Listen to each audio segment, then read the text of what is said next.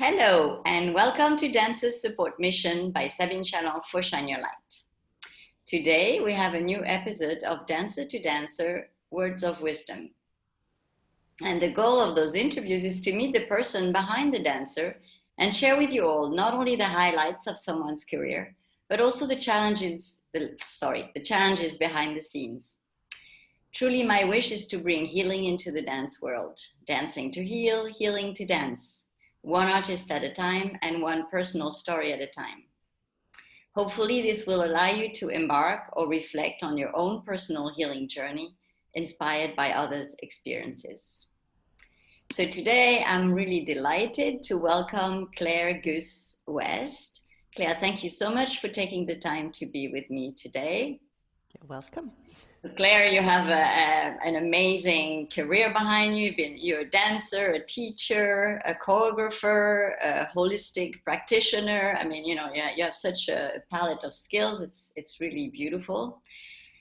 And you've created, I don't want to say it wrong, so you co-founded the Dance and Creative Wellness Center. So foundation. Sorry. Foundation, yes. Yeah, we did that together with Dutch National Ballet as their... Anyway, I'll answer questions later, but they're very... Just say, because you will say it better than me, so... Okay, they're... to this foundation. Well, Dutch National Ballet are very sensitive to the fact that we bring good quality dance and artistic experiences to all publics. So they have many initiatives themselves, but one of them was actually a foundation that we created to make platforms with other companies as well, actually. So we just bring the healthcare sector and the dance world together so that they speak to each other about how can we use this amazing tool that is dance and share it widely. But that's in a nutshell. That's wonderful. Okay, but I want to start because I want to talk about you. What I'm interested in is your story. Because all the achievement that you've done, you've had, it's because of what you went through. So this is what I want to know. So tell us how when you started dancing, and where, why, and when did you actually choose to do that as a profession? Actually, I'm going to give you quite a dramatic story, which is probably not the one that you're thinking of, but of course when I came to a crisis point in professional dance, I did do a lot of backward thinking, reflection. But I actually began dancing at a ridiculous age of about 4 or 5 as a result of a mother who had cancer. And the reason that that's kind of key is because when we're so young, we want to please very, very much. So despite being actually quite bright at other school subjects like, math and science and all of those kind of things, I pursued dance with a passion that, well, many of you are familiar with, but also somehow fueled by this cancer and cancer recovery. So the weird thing is that the dancing was linked to an illness and not even to my own personal choice. I think I began around about age 3. Mm-hmm. And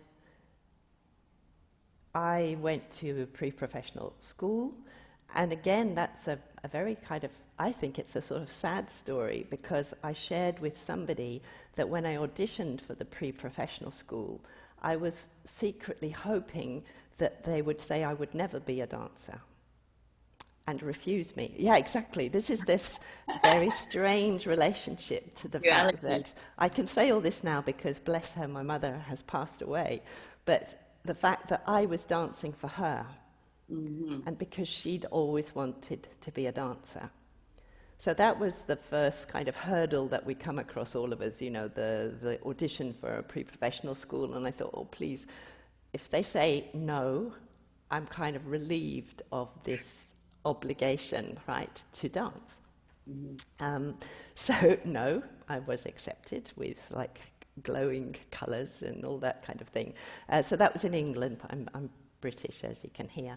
And not the Royal Ballet because I was too tall, but another, it's called Bush Davis School, so another pre-professional school. And where do we go from there? My family are academics, so university people, the rest of them, even though my mother dreamed of being a dancer herself. And I decided then after ballet school that I had two choices, was either to go and try to join a ballet company or to go to university and do dance in university and continue dancing in London and made sure I got all my academic qualifications. So that's kind of what I did. So I was, working day and night to both study and keep dance skills going. And danced actually then as a contemporary dancer, so principal contemporary dancer, and worked with a group, an experimental group called Second Stride with London Contemporary. So most of my performing experience is contemporary rather than classical, whereas all of my training and life was classical. But anyway, that's the kind of boring part. By about Boring? 20... Yeah, no, boring. And also because of as you rightly said earlier, I've got a really low boredom threshold. So in other words, I really, really like challenges all the time. New languages, new skills learning, it's terrible. I'm sure it's just one of those things. Your academic genes, It's in your genes, but it's also as dancers. We kind of eat up lots of material. We want challenges all the time. So that's been a lifelong thing of challenges. So I started as a choreographer. So I started working at the same time as dancing as a kind of experimental contemporary choreographer, and trying to decide whether I actually wanted to perform for other people in their work or actually do my own work. But anyway, all of this is beside the point, because by about 27 or 28, having worked day and night, teaching during the day in a professional centre in London, performing for other people, creating my own work, by 27, 28, I was completely shot to pieces. Nutrition, burnout, injury. I'm making it all a bit simpler, of course. I managed to, dance through injury and do other performances and such. But so that was my first crisis point of actually unable to keep training and dancing, and wondering what I was going to do and how long I could survive at that point. I'm going to stop there. You were saying so that injury moment. The turning point. For many of us, is if we can see it that way, it was actually probably the most creative thing that ever happened to me. And we should take them as kind of creative messages rather than just obviously hating and detesting and loathing the fact that we have an injury. So not immediately, you can't take it immediately as a positive message, but what happened was this relationship to cancer, which had been going that whole time. I was so relieved that I could honorably tell my mother that I had to stop dancing. Wow. Which I've never, sorry, by the way, I'm into my 60s now and I have actually never stopped dancing, but I could actually somehow... You stopped dancing for her. The pressure was off me, yeah. And I could honorably now say, I'd got a medical certificate to now say that I could actually officially stop trying to be a dancer. So as you rightly said there, that's a turning point, because as soon as we do something for ourselves, rather than for other people. Even academically, that's called working intrinsically as opposed to extrinsically, and as a teacher, we know there's a big difference. Mm-hmm.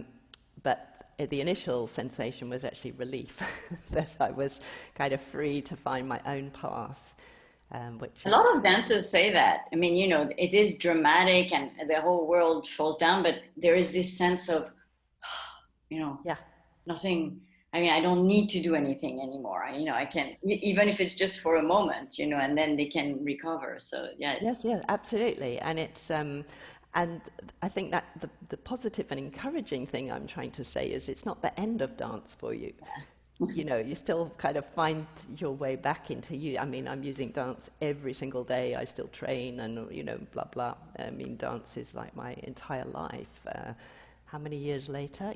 Like 40 years on from that experience, almost, not quite, 35 years on from that experience. But at the time, yeah, that relief of like, oh God, I can actually stop for a moment and like many, again, who are perhaps listening, I didn't know anything else. Mm-hmm. Yeah, I know. So you have no idea what life might look like if you didn't dance. It was the And who weirdest. are you if you're not a Yeah, dancer? no, absolutely. And who are you? And actually, that was a lovely thing that a non-dancing friend said to me at that time, because I did get a bit depressed about exactly that thing, like, I'm not a dancer anymore. I'm not a dancer anymore. And she said to me, "Goodness, Claire, how can you possibly think that?" And I said, "Well, I'm not dancing." And she said, "You're a dancer when you're making a cup of tea. You're a dancer when you're Yeah. brushing up the house, when you're cleaning house. You're a dancer." She said, "It's absolutely inevitable. You couldn't possibly not be a dancer." And that was an important thing that somebody said, that by the time that we've had almost 30 formative years of dancing, it's in our cells. It's in the way that you coordinate yourself, the way that you breathe, the way that you make logic out of pedestrian movements and everything. So it's in absolutely every part of your DNA. So once a dancer, always a dancer. That you can't not be, absolutely, and that's a positive thing. It doesn't mean that you have to be dancing on the stage in front of the lights and in front of the public, Yeah. but it's a way of being and a way of approaching movement, organising movement and organising the self. It's actually impossible to lose, and you can spot it, as you all know, you can spot it a mile off on a bus or in a big crowd in London, and you can see one person and you know instantly that person is a dancer because of the way that they organize their body as they move. Yeah, but I guess the dancer wants recognition, and this is what we miss when we don't have this. And this is one part of the recovery when you stop dancing. It's like, where do I get my adrenaline and my my feedback from? I think, you have to become your own boss and, do do your own work and recognize who you are That's by true. yourself. So That's true. And during that, I gave myself one challenge or task, which was I realized that after having been a dancer, I didn't really have a voice. So I was not very articulate. I wasn't very good at expressing what I'd been feeling or even the experiences that we've had or putting them into any kind of logic or speaking publicly. I was completely useless at. And this was quite a shock that although I felt that I'd got all sorts of rich experiences, I couldn't canalize them, that's not English, channel them into some kind of articulate. And I thought, gosh, I need to learn how to express myself, how to have a voice. Otherwise, I can't communicate all these experiences and all these things that have happened. So that was a very first challenge for myself, was like, you need to get over this fact that you can't share what you have, or you can't speak in public, or you can't be articulate about experiences. So that was an early task. And in fact, what I did after that crisis period was write a first book immediately. And it's called. it's called The Energy Source. Mhm. And it's how to use, well, I've never changed really my subject. It's how to use mind with body to overcome difficulties, but through simple daily exercise. So dance-based a little bit, but just normal exercise. I used to teach it at that time in my, let's call it, recovery period. So I teach kind of gentle dance-based movement for non-dancers, and started to explore all the things I now work with constantly, which is the use of the breath and the mind visualization and attentional training. But that's where I was drawn to. But so yes, I very naively wrote a book. And I say naively because I thought, I want to write a book. And then I thought, I don't know anything about writing a book. So I bought a kind of like how to write a book for dummies. Like, I don't mean the writing's not the problem. I mean negotiating your way through, you know, how do publishers work, how a book's bought, what kind of contracts do you get, you know, what's the first step, how do you approach publishers, and this kind of thing. So I had my, like, you know, book of publishing for dummies and was making my way, you know, one step at a time through the do this list, and hey, yes, it was accepted by a London publisher, and we went for, I was more surprised than anybody that you know. Yes, it's called The Energy Source.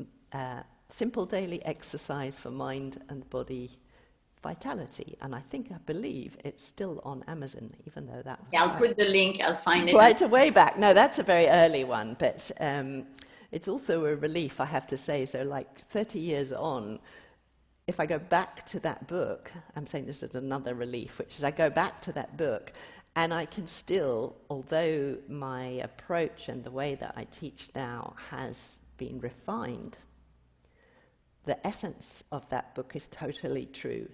So there's nothing like, you know, I believe that I was thinking of things like Jane Fonda when she wrote all sorts of stuff about aerobics and taught aerobics like crazy early. And then when she looked at it again a few years back, she was thinking like, oh no, you know, how embarrassing. Like, so I was hoping, okay, I hope it's not embarrassing what I wrote 30 years ago. But no, you can see it's a journey and that it's refined, but that it's absolutely in the right place already. So that was, yeah. So that was I think that was part of the recovery, as you said, which is like a kind of... But then so that's the challenge you faced after the injury. But I mean, what was your biggest challenge as a dancer, you think, apart from the fact that you were dancing for your mother? Oh, well, I think that was a big challenge already. Well, I'm going to answer this backwards, because I would have said young that physically I was not really meant to be a dancer. So I got a lot of injuries all the time. So I was always dealing with injuries. And I can now explain that or analyze those, because I was really working with too much effort. And nutritionally, we didn't know a lot. All those years ago, I'm talking about back into the 1970s, we didn't have a lot of nutritional support or anything like that. So with poor nutritional guidance plus working with too much muscular effort and like attention to control in the body, I thought that I was not able really to work with other people's material all the time, because I would be constantly working with injury. And I'm saying I was going to answer that question backwards because this is jumping a long section, but by the time I was about 40 or 45, I went back to ballet class in Paris because I missed it so much. And my teacher there was from the Béjar, and I said to her, please, I know exactly what you're talking about, so I'm not a novice or beginner at all, but I'm just going to stand at the back and do my own thing. I have no idea what my body will do at this point. Mm-hmm. And that's when I discovered what had happened in those 15 years between, like, I don't know, I can't do mathematics, you can see. From deciding that I had to retire from dancing to actually daring to step back into a ballet class. I had done almost exclusively holistic work and retraining, not for myself, but for others, so having a clinic practice and working. So the surprise at 40, 45 was that I was much stronger than I had been in my 20s, that I was a much better dancer than I was in my 20s, although I hadn't danced for 15 years. I was much fitter than the 20-year-olds in class. I was much quicker than the 20-year-olds in class. I was absolutely astounded because that hadn't been my goal. my goal was simply, I really miss this. I really miss the pianists and the music and that's what's taken me on to the later journey of like, oh my goodness. So if that's been the effect on my body, and no injury, no more effort in class, only lightness, and it's like it was so unexpected that I thought I have to continue now seriously with both research, so scientific research, scientists, and move forward into how can we integrate this kind of knowledge into teaching practice. So anyway, I just jumped a big kind of 20-year period. But so that I stopped because I thought, well, I'm really not cut out. So you stopped with that injury? I stopped more or less with that injury and also with the certainty. I was sure that my body was not cut out for really putting myself through other people's choreographies with their demands of speed or especially in contemporary, as you can imagine in that period. In fact, it probably wasn't true, but that was my understanding, was that and I'm very, very tall. I'm extremely tall. I'm about 180 and I'm quite thin.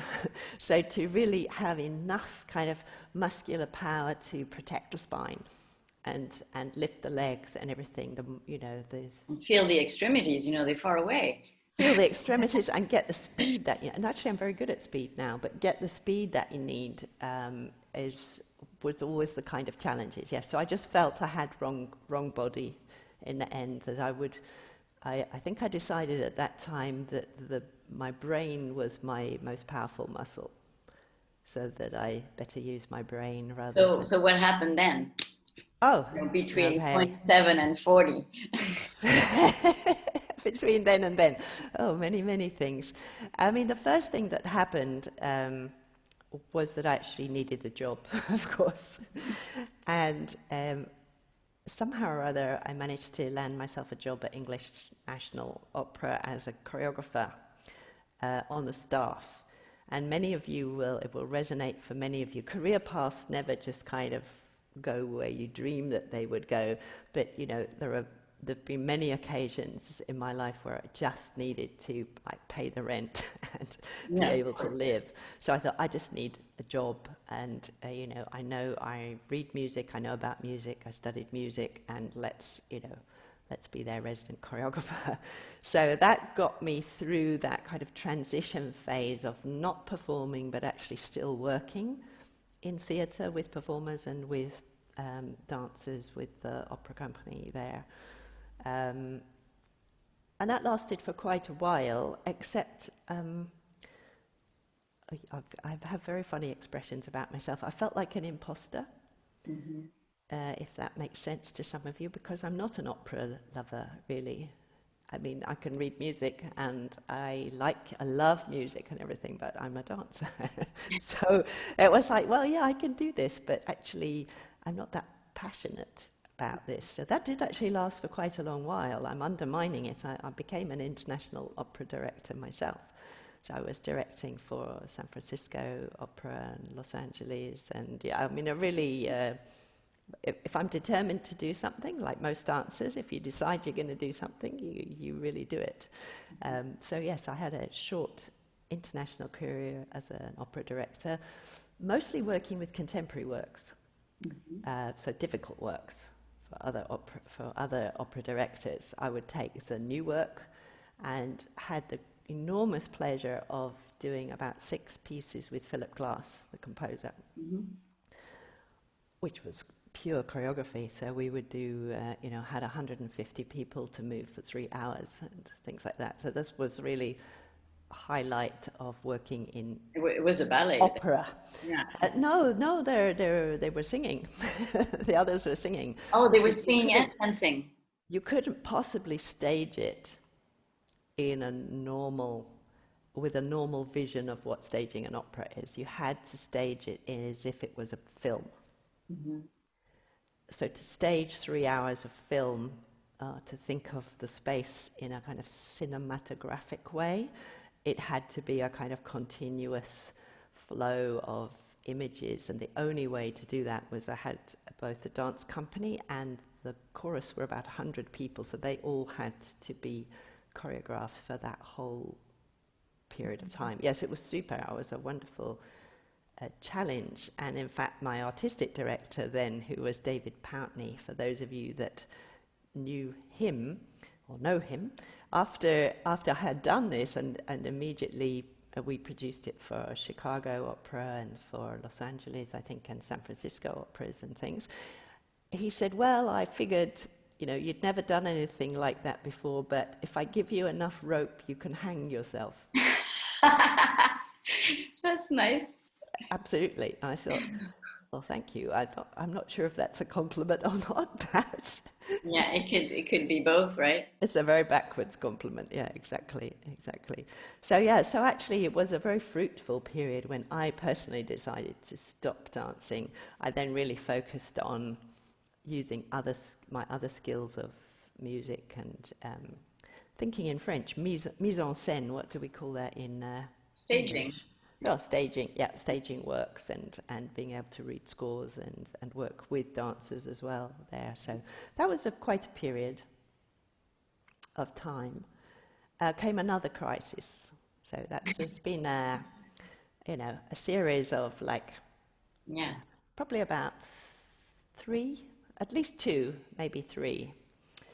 So that one was a divorce.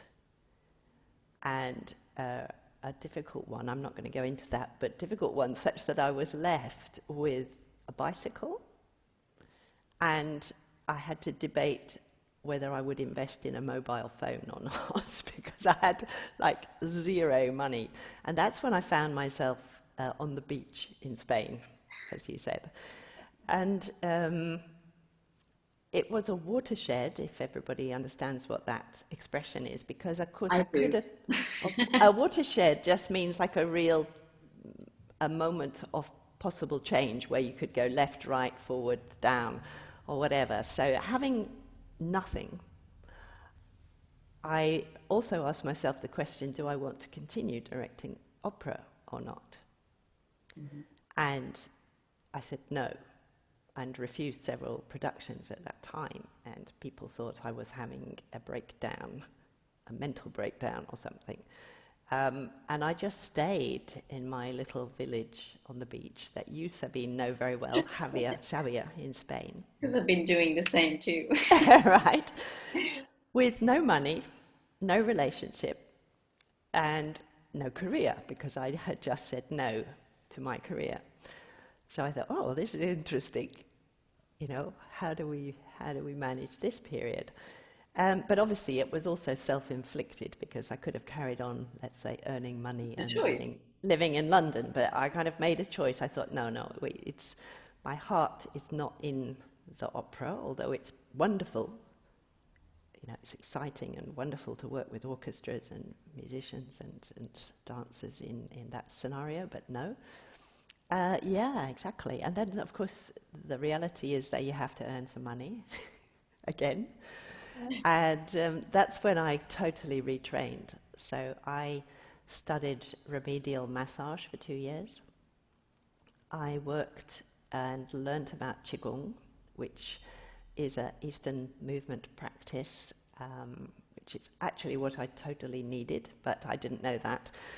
So I was studying Qigong, and both of those 2 things, I was teaching them and delivering them at the same time as studying them in parallel in Spanish. I think Qigong for dancers would be the ideal remedy, you know, like to make a balance. It's absolutely, yeah, that is so when we jumped to 40, that's what I'd been doing for all of that time, teaching up to even about 18 hours of Qigong a week I was teaching.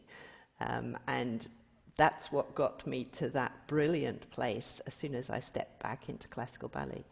But anyway, I didn't know that. So I made a living, first of all, teaching a lot of Qigong, doing lecture tours based on the book that I had published, so talking about self-healing, and I was paid to do that in Spain, and also having my own clinic practice. So I had a clinic practice as a remedial masseur, which was very interesting. I really, really enjoyed like helping other people discover the source of their pain and difficulties. It was a very rewarding thing to do. That lasted quite a long time, and I could have filled the clinical diary from like 7 o'clock in the morning till 7 o'clock at night if I would have had that energy. Absolutely. So that was a That's time. also very demanding, and it also, I mean, you have to really pace your energy when you do that. I mean, I know Yes. from experience that you can also, let yourself be taken over very easily. Very easily, yes, exactly. So that's why the Qigong as a parallel teaching was a Yeah. very interesting one, because it's all about mastering your own energy or dosing. I'm always thinking in French, I'm so sorry. And recharging too, right? Dosing and recharging and knowing how to even protect your own energy, which is not an expression I like very much, but how to I know. not be invaded by other kinds of burnt out energy. So that was, yes, a whole relearning, and also relearning how to take care of myself, which was, which I still hadn't really done that since the dance injury. I then had to learn about how to eat properly, how to be nice with me, how to be kind with. I'm still not very good at it, but when you have only yourself as company, then you better be good company. Absolutely. If I have to go on holiday with myself, I better be good company. And I discovered that after a career or a life of dancing up till then, I was not very good company.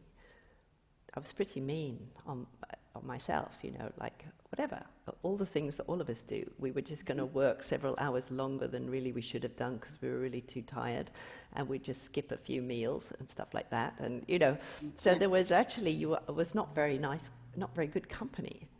A kind of workaholic, non-eating workaholic, So you actually have to think, okay, well, this is a long life, and I need to be a bit kinder on myself. So just trying to learn those sort of things, which are quite basic, I know. Disaster.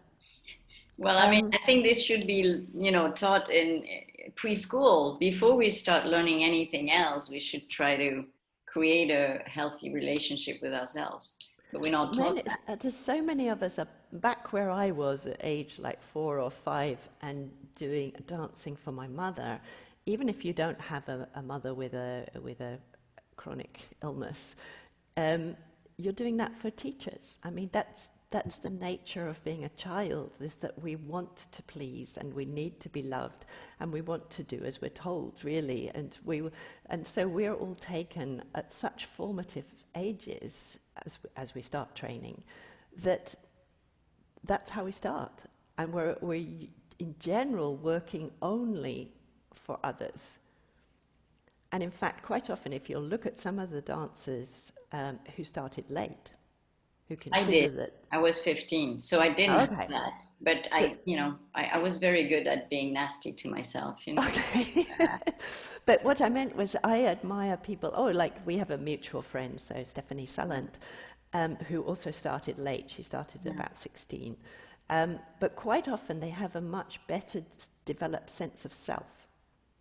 Like, do I want to be doing this? Is it's true. Is this right for me? Whereas when you start from that really formative age of like 6, 5, that question doesn't even exist. And that's even more dangerous, because that question simply doesn't exist, and you have to learn even to ask yourself that question. That's the first question I ask my students. I said, listen, you have to know why you're dancing. If you don't know why, it's impossible to do it, because you can't do it for me. Oh, no, absolutely. Absolutely. You cannot do it for someone else. That's a very toxic and draining and effortful. And presumably that's why I always danced with so much effort. Yeah. Because of that need to try to do it for someone else, which... And for me, it was the opposite. My drive was so strong, I didn't know where it came from. It was just, I have to dance, so I die. you know. Yes, I think that's very typical, Sabine. Yeah.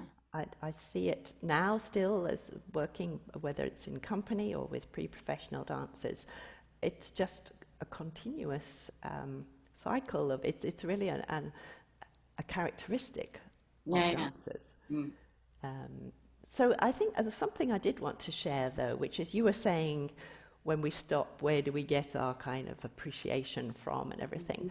I was very surprised to discover that what I most missed was what I later called the daily physical meditation. Mm-hmm.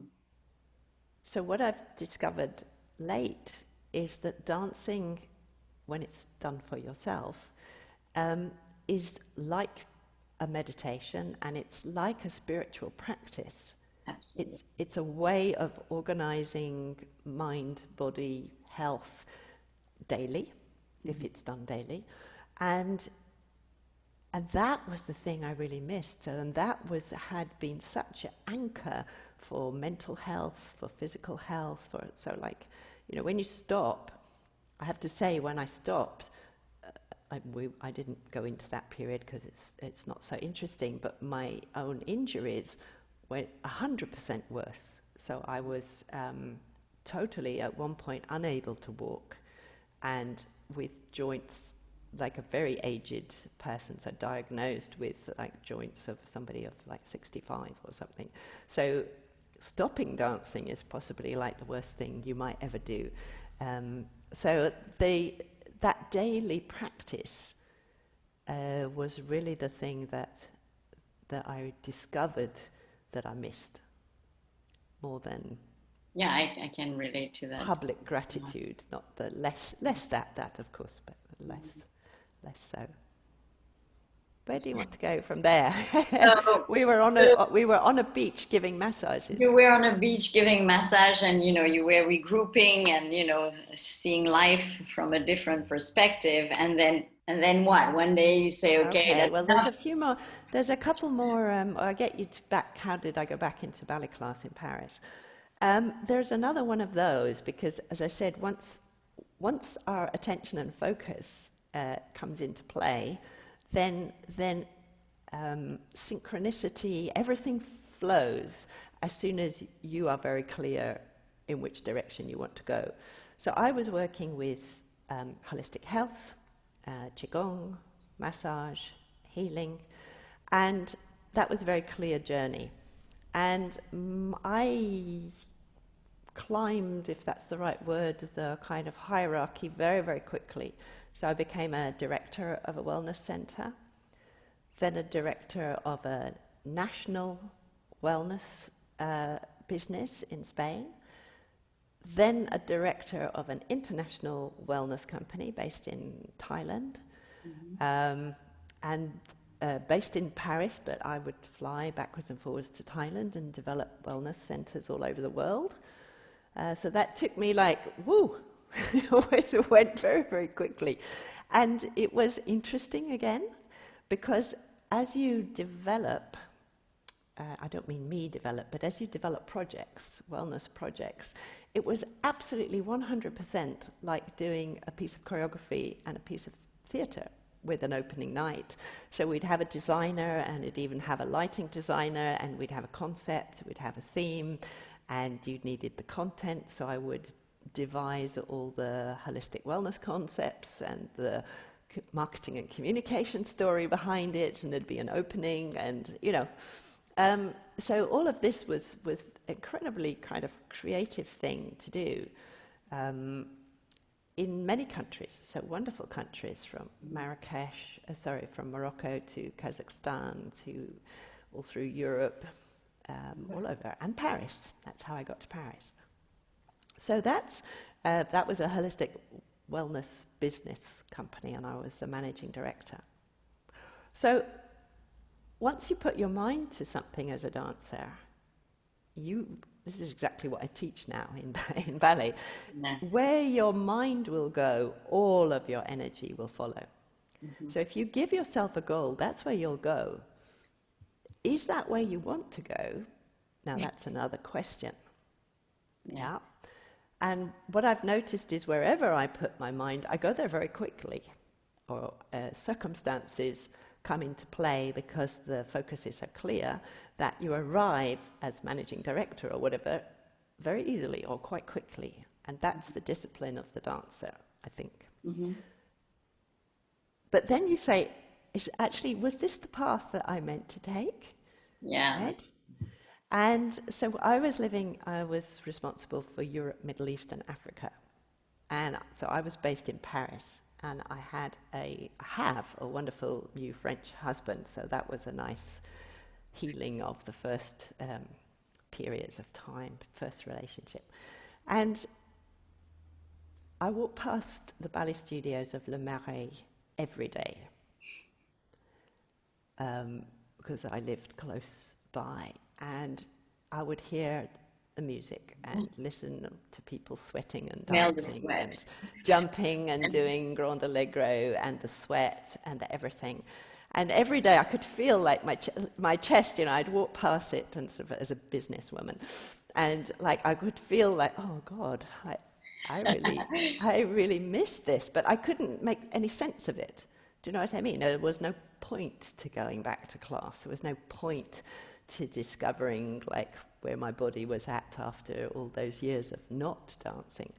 And in the end, as I'm going back to where I was then, like 40, 45, it got the better of me, and I went back to class just to see. I thought, I need to go back just to see, other people do cycling or running, so I'm going to go and see what that brings.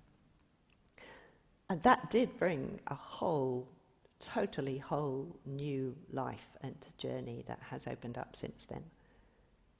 Again, incredibly unexpected. So from there, you decided you went back to your first book and you thought, well, I need to make some adjustment here. I'm going to make another book. And I'm going to create a foundation. I didn't actually read it again, in fact. What I started to do was I did some real research. So I did a pilot class in Paris. I did a class for mature dancers who were willing to experiment with me. And I call it research, but so I did proper questionnaires, and they did before and after, and just asked them which aspects of the way that I was teaching they were able to apply to regular class with other teachers, and so forth. So that's how I started. That was about 2010, I think. Whilst in Paris and whilst still working as managing director of the International Wellness Company. So I started teaching and experimenting with it's great that Qigong and massage knowledge or breath knowledge and philosophical knowledge works for me, but is any of it transferable to other people? Mm-hmm. So that was the starting point. And I learned quite a lot about how to communicate those things to other people, and also what worked and what didn't work for others. Mm-hmm. And that just has been now another one of those, which is I met a brilliant researcher, she's called Gabriella Wolf, who works exclusively with sports. And here's for me, sorry, I'm boring the pants of everybody. Here's the fascinating part for me is that, so my then background, apart from dance, was Qigong, holistic health. Mm-hmm. And in high performance sports, the way in which they train mind and attention in order to get optimum performance, even though they don't call it like Eastern movement practice, is exactly the same way as you would teach and are taught to work with mind and breath and energy in Eastern movement practice. Mm-hmm. So I thought, great. On the one hand, I've got Western scientific fact, and on the other hand, I've got like 6,000 years of holistic Eastern movement practice. Mm-hmm. And they're both saying the same thing. So, and I became very good friends with this researcher who supported all my work, which was really like a godsend. So I started teaching these two things, and quite often then I make a big jump here, but then when I would go into a ballet company, I can give like scientific fact, mm-hmm. maybe you want to try this because scientifically ABC, or maybe you want to try this same thing because in terms of the flow of energy and the recuperation of energy, or in terms of how the breath and mind works. But I'm actually saying the same thing, and and obviously, as you know, we all like to have information in different forms. Yeah. So those different forms and those different ways of saying the same thing were really useful. And that's progressed. So I was then invited, I gave that work for like the Royal Ballet. I teach it regularly for Finnish National Ballet, to dancers, ballet masters, the physios, the healthcare teams, about how we can change the way we take the dancer's attention. So it's working with the attention to enhance then physical, to bring physical benefits. So it's not, what we notice are the physical benefits. There's less effort, we have more stamina, we move faster, we jump higher, we seem stronger. So those are the physical benefits, but actually all that we've done is worked with ballet masters or teachers, coaches, with the way that they're actually cueing their information and their material. That led to a first book. I've just finished the second one yesterday. Bravo. Thank you. And what's fascinating about this work, and I'm like a born-again dancer, is that it really works for all skill levels.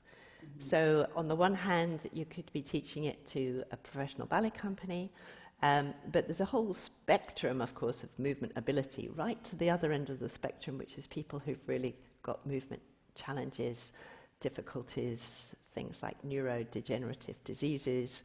And these attentional theories are researched and evidenced with all of those populations.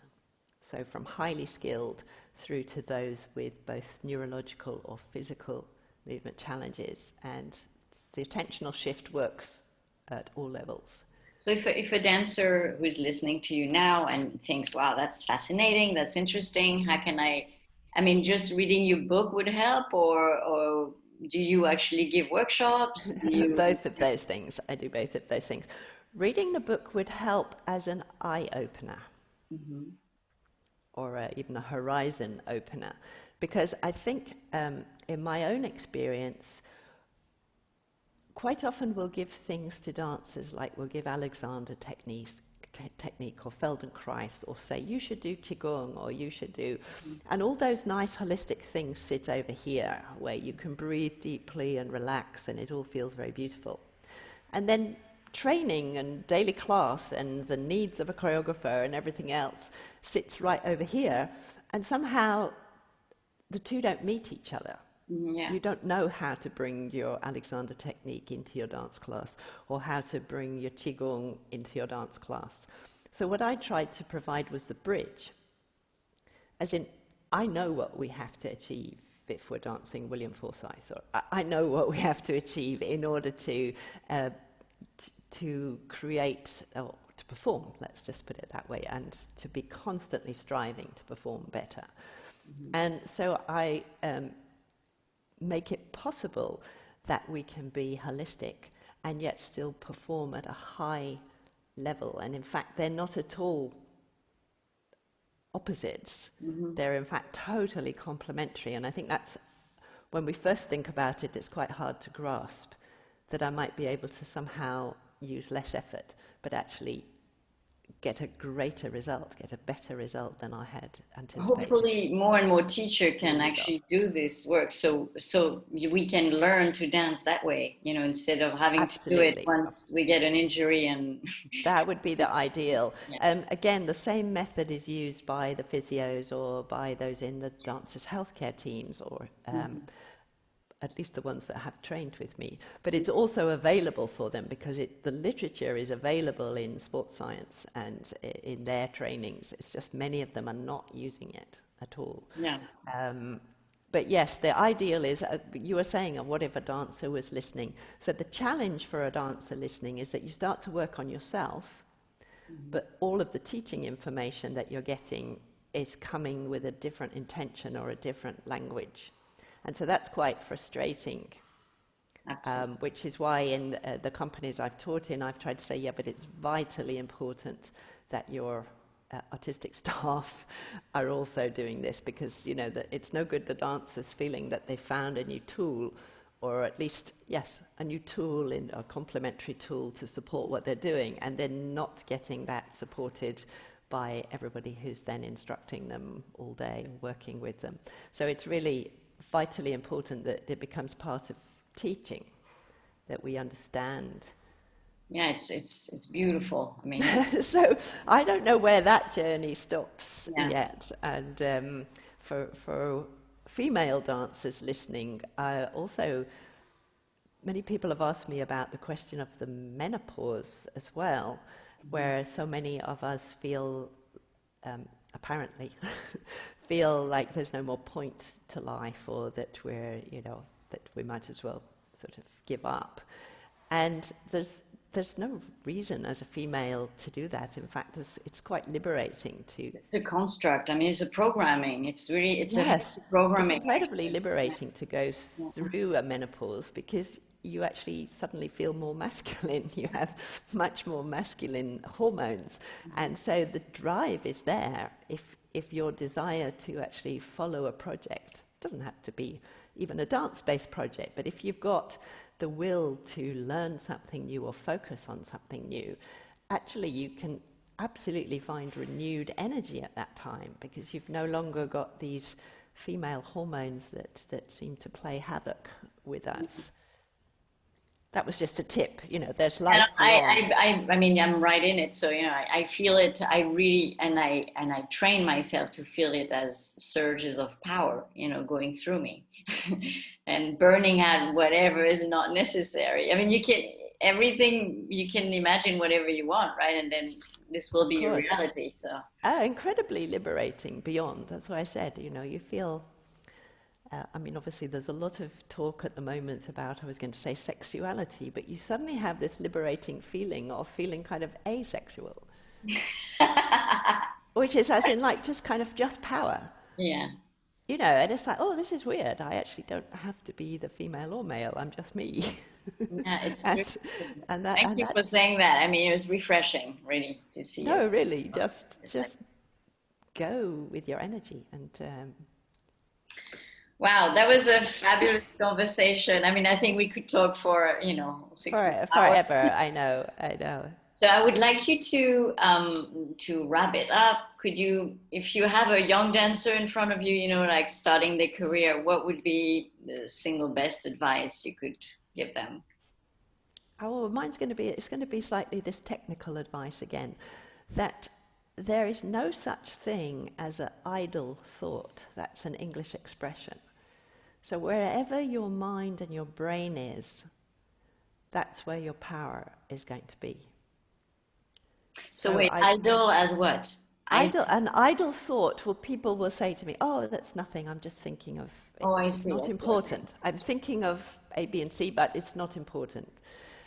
There's no such thing as a thought process that is not important, because it takes your energy wherever your mind will go.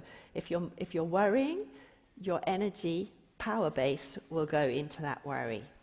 If you're feeling remorse about something that happened in the past or just happened, you're annoyed, angry about something that just happened, your power will go into that thought, into the past, and you will be on limited power here and now in your performance, in your class. I have goosebumps right now. Yeah, exactly. And what happens for most of us is that is not conscious.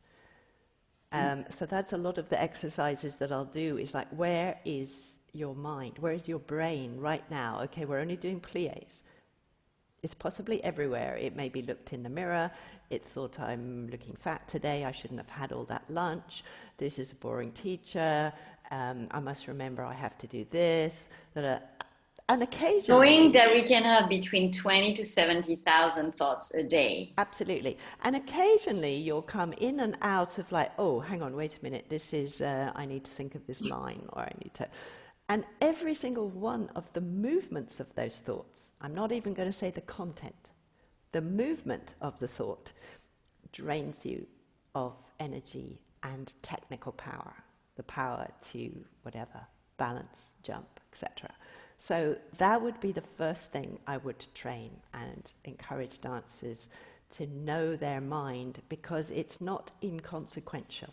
That's what the English expression means. There's no such thing as an idle thought. It means there is no thought that's inconsequential. Every one of them has a big impact on what you're going to be able to do physically. I think I'm going to cry now. Oh. Because it really, this is really, I resonate so much with this, And we never touch the mind of young dancers. Yeah. We don't care how they get to that arabesque. We don't care how they get to that pirouette or that adagio or that, we just don't train or think about that process. And that process is the starting point. Oh, Sabine, don't cry. But yeah, it is, because there's a sense of sadness as well, because you think, gosh, I've always been doing that.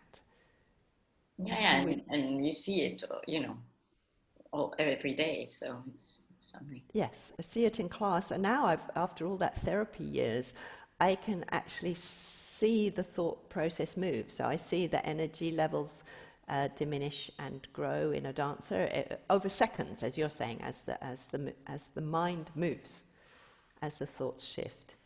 So that if you want power, you want precision, you want to be a principal dancer, discover what your mind is doing. Pay attention to your attention. I say use it as another muscle. Train it just like another muscle. It's the most powerful. If I can say that with now hindsight, or it is the most powerful. So I think that's the difficult thing to learn. Yeah. Yeah, well, I mean, if you've never been, used to doing that and nobody has ever told you, it's like a shock. It's like you've been busy with your feet and your knees and your legs, and all of a sudden somebody's telling you to, use your... Where is your mind? That's what I say to adolescent ballet dancers. I teach at Finnish National Ballet School also, and quite often with adolescents. We do mind work with me, so we're doing adagio or something, and what we're trying to follow is where our mind is. And they're looking at me like, are you crazy? Like how? And even just being able to say, your mind just moved. Yeah. I would say your mind is on the ceiling, it's or like wherever, yeah. But it certainly wasn't in the music or in the adagio, but it was definitely somewhere else. And so that's just so we were saying, could you work by reading the book? It's a way of opening the door to that kind of awareness. Lots of practical exercises to start to become aware of, oh gosh, where is my mind? And is it helping me? Is it supporting me? So those would be my first questions to a young dancer. Yeah, absolutely. Well, thank you so much, beautiful Claire. You're very welcome. I love your work. I love your energy. It's very beautiful. It's contagious. May I say a last thing that was also a shock to me when I stopped being a dancer? What I've discovered now is there's no such thing as being an ex-dancer or a former dancer. There's only what is dancing like at 40, what is dancing like at 50, what is dancing like at 60. And I have beautiful dancers who dance with me who are 80, 90, and I can tell you they are dancing with joy and with passion. So what is dancing like at 90? Now ask yourself that question, and it's a lifelong journey of dancing. It doesn't stop. Yeah. Wow. Thank you so much. Thank you, Sabine, for your time and your beautiful, sharing your wisdom with us. Just my experiences. Thank you so much. Be well. Be well too.